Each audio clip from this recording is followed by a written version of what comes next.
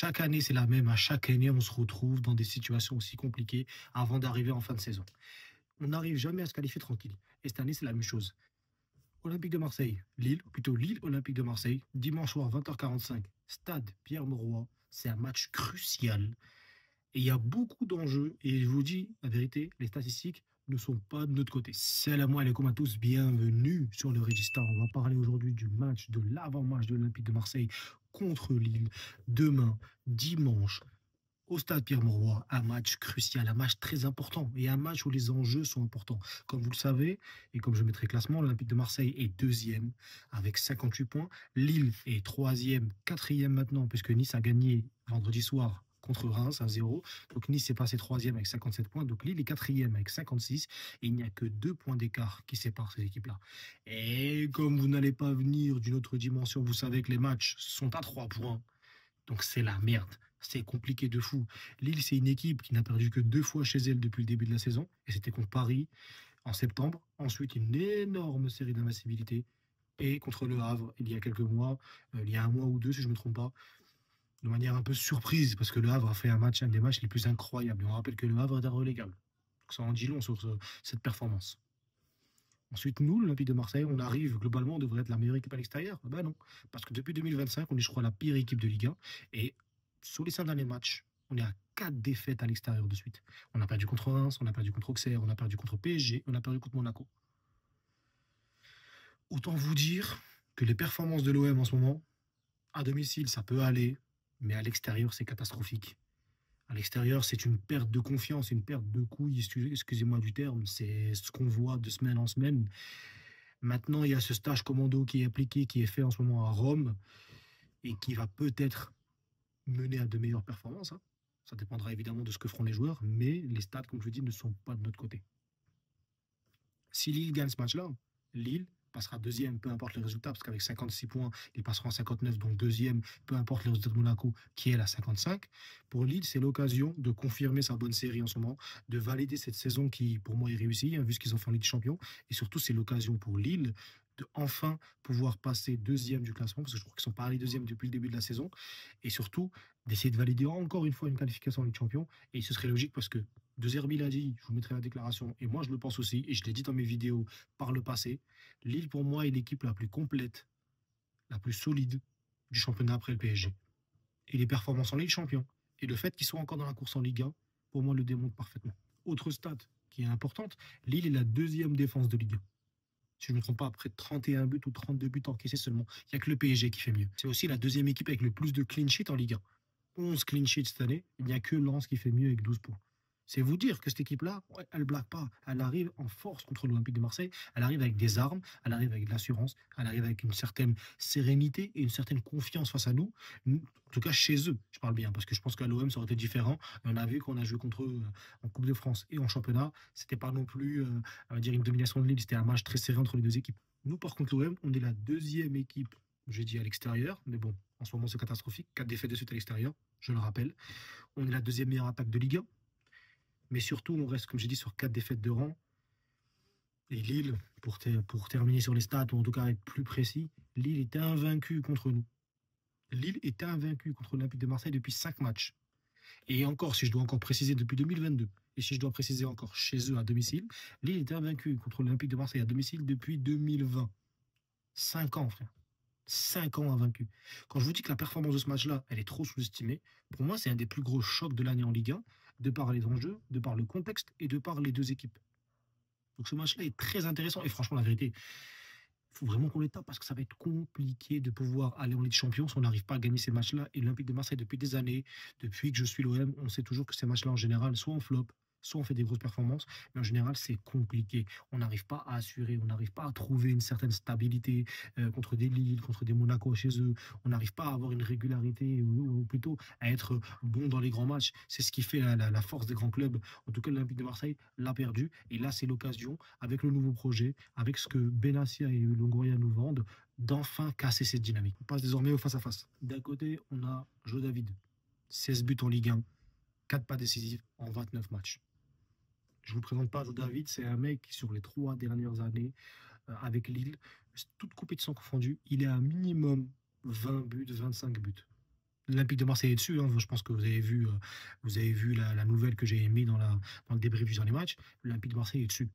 C'est un joueur qui va être compliqué. C'est un joueur qui manque de régularité, mais c'est un joueur qui va être compliqué à prendre. Un joueur qui va être compliqué à juger, parce qu'il est bon en penalty. Dans les penalties, il est très décisif, c'est son envie qui les tire. Il est bon dans ses mouvements, il est bon dans son intelligence, dans son QI face au jeu. Il a une finition qui, parfois, va dans le très très bon, des fois va dans le catastrophique. On va pas se mentir, hein, c'est un mec, c'est un peu bizarre.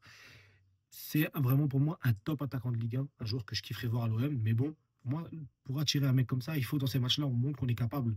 Et lui montrer que s'il veut aller le plus haut possible, c'est avec l'Olympique de Marseille. Et aller en Ligue des Champions, finir deuxième, confirmer cette deuxième place et être le deuxième meilleure équipe, en tout cas de Ligue 1 cette année, il faut le confirmer et ce match-là, c'est important. Et de l'autre côté, on a notre Mason à nous, notre Mason national. Oui, vous l'aimez pas, les mots en V, tout ça m'intéresse pas. Greenwood, c'est 18 buts, 4 pas décisifs en 31 matchs de Ligue 1. C'est-à-dire décisif 22 fois en 31 matchs de Ligue 1 pour sa première saison en Ligue 1.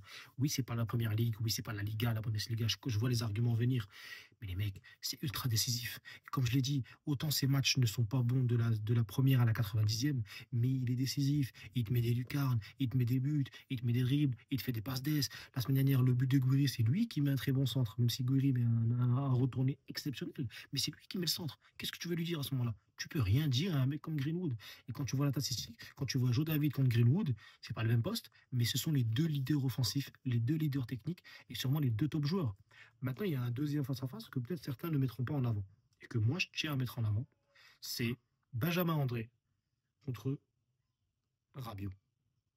Rabiot, Benjamin André, c'est le duel des réguliers, le duel des tauliers, le duel des leaders de vestiaire, parce qu'il faut le dire, on doit en parler de leaders offensifs, eux c'est des leaders globaux, c'est des mecs qui sont capables d'être bons en Europe, dans des championnats, en tout cas je veux dire, dans le championnat. Benjamin André, c'est un peu un Rabiot qui n'a pas, pour moi, eu la chance de faire ce qu'il a fait parce que il est bon défensivement, il est bon au milieu de terrain, il est bon dans l'agressivité. En plus, je crois qu'il est capitaine de Lille.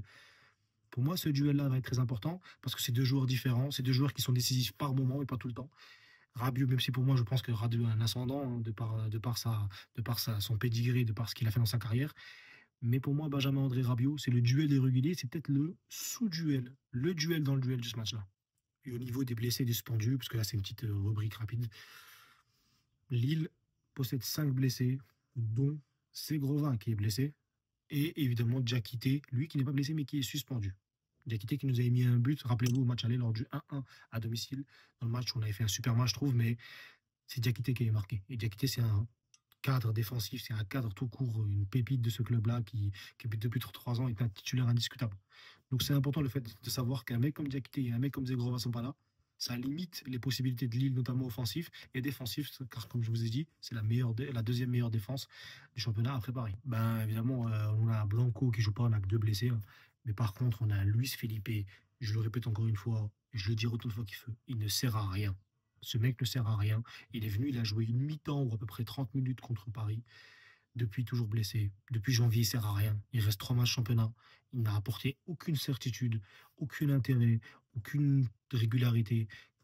Pourquoi on l'a signé? Pourquoi il est là? Est-ce qu'il est là pour l'année prochaine? Il fallait le signer en fin de saison. Pourquoi le payer maintenant et lui donner 4, 5, 6 mois de salaire alors qu'on aurait pu signer d'autres joueurs qui seraient plus intéressants? Peut-être même faire monter des jeunes de l'équipe 2. Je ne comprends pas. Donc encore une fois, Luis Felipe n'est pas présent. Ça, c'est une habitude. C'est littéralement là. Il n'est jamais là. Il ne sert à rien, le frérot. Et après, Blanco, lui, c'est troisième gardien, donc, ou deuxième gardien, mais bon, quel réel intérêt de parler de lui? Donc, ça va être un match compliqué, ça va être un match difficile. Comme je l'ai dit, on est face à une équipe qui arrive en forme dans tout. En gros, voilà. On arrive face à une équipe qui est en forme, une équipe qui est confiante, une équipe qui est sereine à domicile, une équipe qui voit la possibilité d'accrocher quasiment le wagon de Champions League parce qu'il restera que 2 matchs. Et si je me trompe pas, il le reste à jouer Brest et je ne sais plus qui encore à la fin. Nous, il nous reste à jouer Le Havre, un relégable, et Rennes. Donc, pour moi, c'est l'occasion pour l'Olympique de Marseille.